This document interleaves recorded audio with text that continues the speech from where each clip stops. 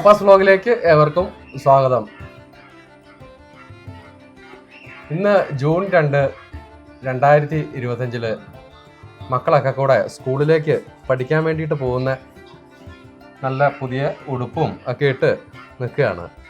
അപ്പം നല്ല പുസ്തകങ്ങളൊക്കെ വാങ്ങി, നിങ്ങൾക്ക് വേണ്ട പുസ്തകങ്ങളൊക്കെ വാങ്ങി തന്നില്ലേ? പുസ്തകം വാങ്ങി, ബാഗ് വാങ്ങി, പിന്നെ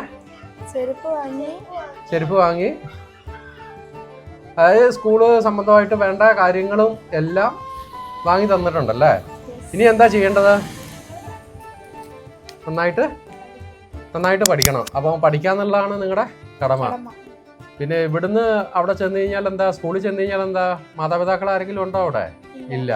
അപ്പം ആ അധ്യാപകരെ വളരെ മനസ്സിലാക്കണം, സ്നേഹത്തോടു കൂടി അവരോട് പെരുമാറണം, അവർക്ക് വേണ്ട റെസ്പെക്റ്റ് ഒക്കെ കൊടുക്കുവോ? അവർ ചിലപ്പം ചില കാര്യങ്ങൾക്കൊക്കെ ചിലപ്പം വഴക്ക് പറയുന്നത് എന്തിനാ? നന്നാകാൻ വേണ്ടി. നിങ്ങൾ നല്ല മക്കളായിട്ട് വളരുന്നതിന് വേണ്ടിയിട്ടാണ്. സ്കൂളിലേക്കൊക്കെ ചെല്ലുമ്പം ചിലപ്പം നല്ല വഴക്കുകളൊക്കെ കേൾക്കുകയൊക്കെ ചെയ്യും.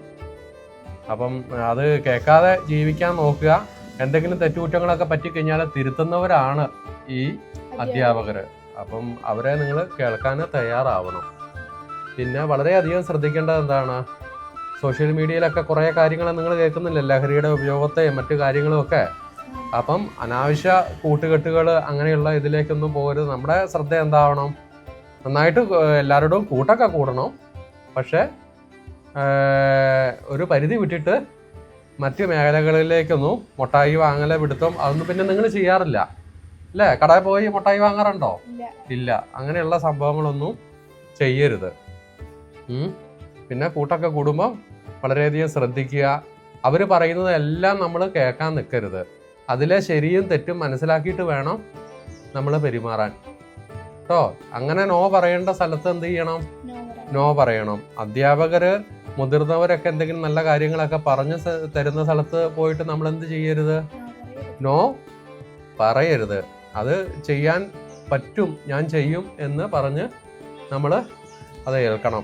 കുട്ടികൾക്ക് എല്ലാവർക്കും ഈ ഒരു വർഷക്കാലം 2025-26 വർഷക്കാലം നന്നായിട്ട് പഠിക്കാനുള്ള എല്ലാ സാഹചര്യമൊക്കെ ഒരുക്കി തരട്ടെ എന്ന് നമുക്ക് ദൈവത്തോട് പ്രാർത്ഥിക്കാം. കൂട്ടുകാരടുത്ത് കളിച്ച് ചിരിച്ച് നന്നായിട്ട് നമ്മൾ ഈ വർഷാരംഭത്തിലെ എല്ലാ വർഷവും ചെയ്യുന്ന മാതിരി ഇപ്രാവശ്യം കുറേ തീരുമാനങ്ങളൊക്കെ എടുത്തിട്ടുണ്ട്. ഈ ആദ്യത്തെ ദിവസമായിരിക്കും ഈ തീരുമാനങ്ങളെല്ലാം നമ്മൾ എടുക്കുന്നത്.